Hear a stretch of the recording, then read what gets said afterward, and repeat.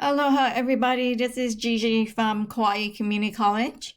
In this video, we will explore the common argument structures.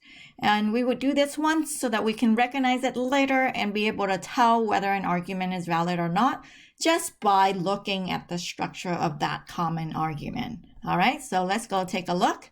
Here, the first one is what we call a direct argument. A direct argument has a symbolic structure of if P then Q. It starts out with a conditional statement, if P then Q. And then your premise 2 is P, and then therefore the conclusion Q. This is just restating what that conditional statement is, right? So P, therefore Q. This is what we say a direct argument, and a direct argument is valid. But let's just go and prove that it is. And how do we prove that it is valid? We build a truth table for premise 1, premise 2 leads to the conclusion. And then we'll ask ourselves, is that compound statement a tautology? If it is, then premises always lead to the conclusion, therefore, by definition, a valid argument. So start with P and Q, and then if P then Q, and then if P then Q and P, and then lastly, the whole entire statement. We have two simple statements, so 4 different choices: true, true, true, false, false, true, and then false, false. So the conditional statement is true unless the hypothesis happened and the conclusion did not, like in row number 2. Right? Otherwise, it is true. Then now we're going to go third and first column combined with and. The connective is and. So true and true is true. False and true is false. False and true is false. And then again, false and true is false.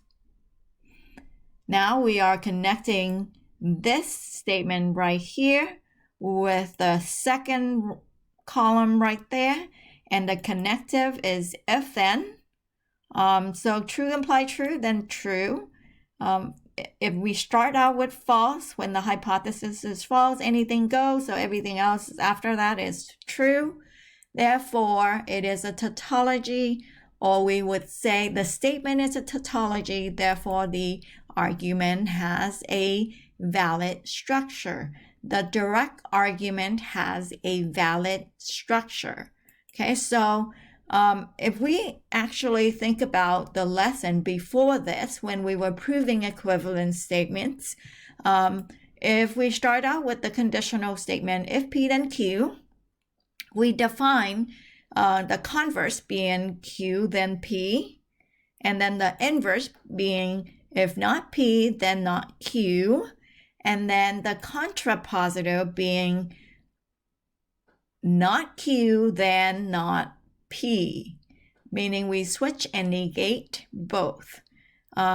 We found that earlier that the conditional statement is logically equivalent to the contrapositive, but not is inverse or converse. So not here, but the conditional statement is equivalent to is contrapositive, right? So it's equivalent to is contrapositive. That's very important, okay? Because now when we're looking at argument, we just saw that the direct argument, meaning restating the conditional statement, P, therefore Q, that's valid. So if we use the contrapositive to form an argument, that will also be a valid argument. Now, what does that structure look like? We start with the conditional statement, if P, then Q. And then to use the contrapositive, we would say the second premise would be not Q, therefore not P, meaning the contrapositive is Q, then not P, right? The contrapositive is equivalent to its conditional statement. Therefore, when we use an argument using the contrapositive, then it will be valid. And if you must, you can build a truth table, then decide whether this is valid or not for yourself. But that's what the summary is of this lesson. Direct argument is valid. Contrapositive, an argument using the contrapositive is valid. And if you use the converse, then it is not valid, or we call that a fallacy. So if we start out an argument with if P then Q, and then we say Q, therefore P, that's using the converse. So that is a fallacy, right? And then the other one is when we are using the inverse in the argument. Meaning if we start out with if P then Q, and then we say not P, therefore not Q, that's a fallacy because the inverse is not equivalent to its conditional statement, right? So, but just for an example, I'm going to go ahead and give you an example of a fallacy of an inverse. Here are the words for it, and this is something that we have seen before, right? If it rains today, then I'll bring my umbrella. If P, then Q. It did not rain today. That's not P. Therefore, I did not bring my umbrella, and that is not Q. That, if you recognize that as the fallacy of the inverse, you can just go ahead and say invalid. But just for curiosity, let's go and build that truth table. For premise 1 and premise 2, does that lead to the conclusion?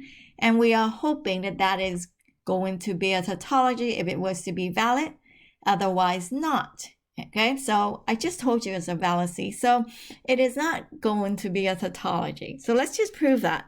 So we start out with P, Q, and then we'll say P imply Q. Okay, and then we would say not P, and in the next column we would say P imply Q and not P. And then we'll put not Q right here, and then that entire statement right here, okay, with if, then. Okay, that's what we're going to do.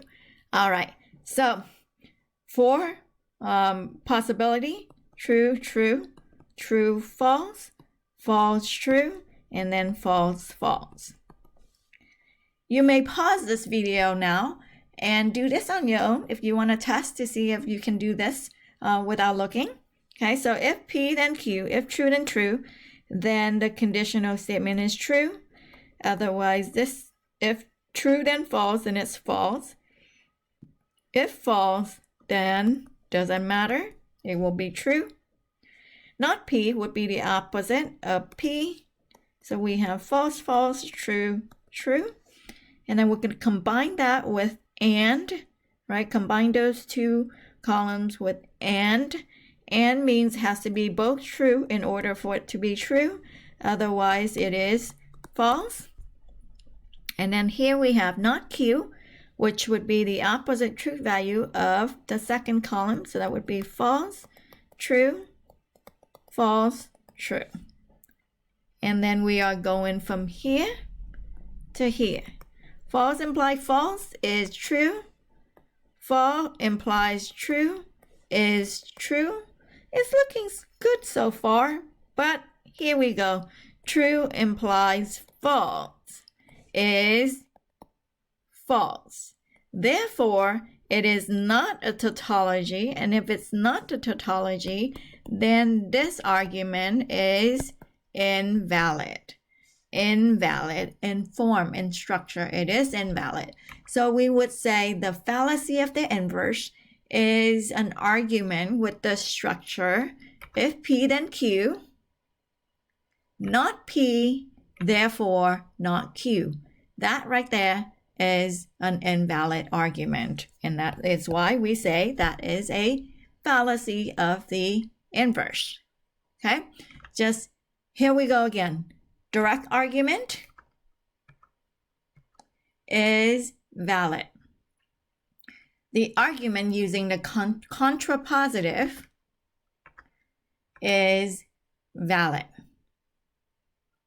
If you use the converse of the conditional statement P, then Q, it is a fallacy, meaning invalid. And then if you use the inverse of the conditional statement, it is a fallacy of the inverse. So those are the 4 common structures. From now on, if you could recognize the structure of these argument forms, then we can just say, hey, they're valid or invalid, and then we don't have to build a truth table again. All right, and that is it for this lesson.